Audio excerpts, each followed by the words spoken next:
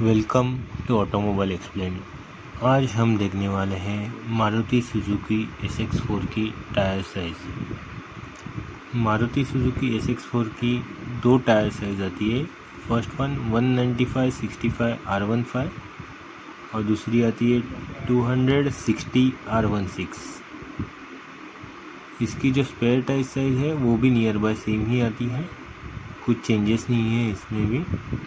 इसमें variant wise changes है। अगर आप VXI VDI VXI green variant देखेंगे उसमें 195/65 R15 का टायर आता है, और अगर आप ZXI ZDI लेदर का वेरिएंट देखेंगे तो उसमें 200/60 R16 का टायर आता है।